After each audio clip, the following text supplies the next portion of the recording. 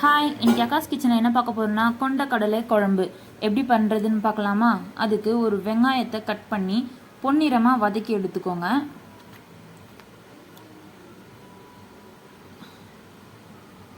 இப்போ வதக்கி அதை ஒரு மிக்சி ஜாரில் மாற்றிக்கலாம்.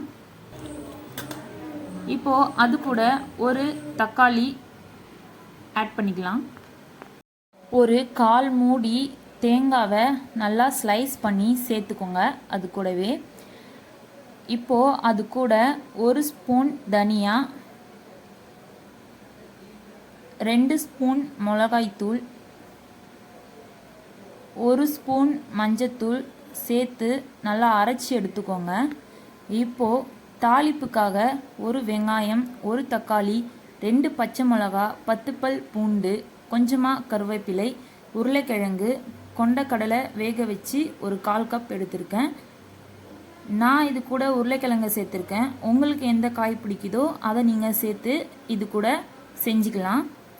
இப்போது தாளிப்புக்காக ஒரு குக்கரை வச்சு அதில் 1 ஸ்பூன் கடுகு, 1/4 ஸ்பூன் வெந்தயம், 1/4 ஸ்பூன் சீரகத்தை சேர்த்து பொரிஞ்சு வந்ததுக்கு அப்புறமா கட் பண்ணி வச்சுருக்க வெங்காயத்தை இது கூட சேர்த்துக்கலாம். சேர்த்து கொஞ்சம் பொன்னிறம் வந்ததுக்கு அப்புறமா 2 பச்சை மிளகா,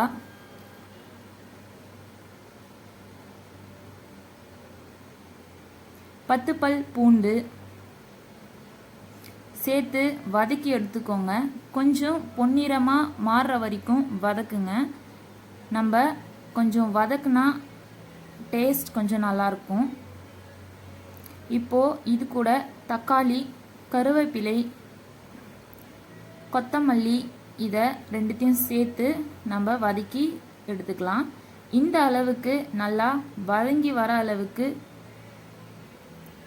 வதக்கிட்டு இது கூட கட் பண்ணி வச்சுருக்க உருளைக்கிழங்கு, நான் இங்கே 2 உருளைக்கிழங்கு சேர்த்துருக்கேன். உங்களுக்கு உருளைக்கிழங்கு வேணும்னா உருளைக்கிழங்கை போட்டுக்குங்க. இல்லை உங்களுக்கு வேறு ஏதாவது காய் சேர்க்கணுன்னு நினச்சிங்கன்னா சேர்த்துக்கலாம். அப்புறம் வேக வச்சிருக்க கொண்டக்கடலையும் இது கூட சேர்த்துக்கலாம். சேர்த்து நல்லா அதை கிளறி விடுங்க.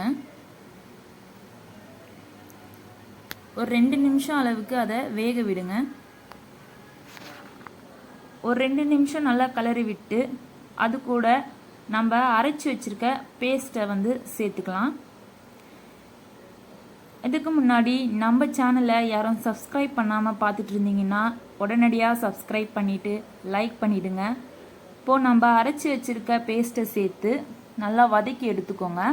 வதக்கி எடுத்துட்டு ஒரு 1/4 டம்ளர் அளவுக்கு தண்ணியை ஊற்றி நல்லா கலக்கி விட்டு உப்பை சேர்த்துடலாம். தேவையான அளவுக்கு உப்பு போட்டுக்குங்க.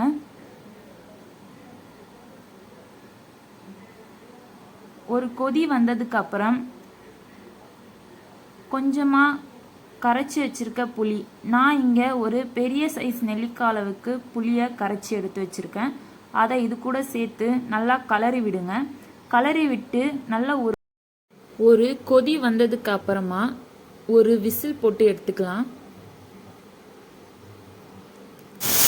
ஒரு விசில் வர அளவுக்கு வெயிட் பண்ணுங்க. ஒரு விசில் வந்தாச்சு. இப்போது சூடான கொண்டக்கடலை குழம்பு ரெடி. இது மாதிரியான புதுவான டிஷ்ஷஸ் உங்களுக்கு வேணும்னா மறக்காமல் அக்காஸ் கிச்சனை சப்ஸ்கிரைப் பண்ணிவிட்டு ஒரு லைக் போட்டுருங்க. அண்ட் இதை உங்கள் வீட்டில் ட்ரை பண்ணிட்டு எப்படி இருக்குன்னு சொல்லுங்கள். பாய், நெக்ஸ்ட் வீடியோவில் பார்க்கலாம்.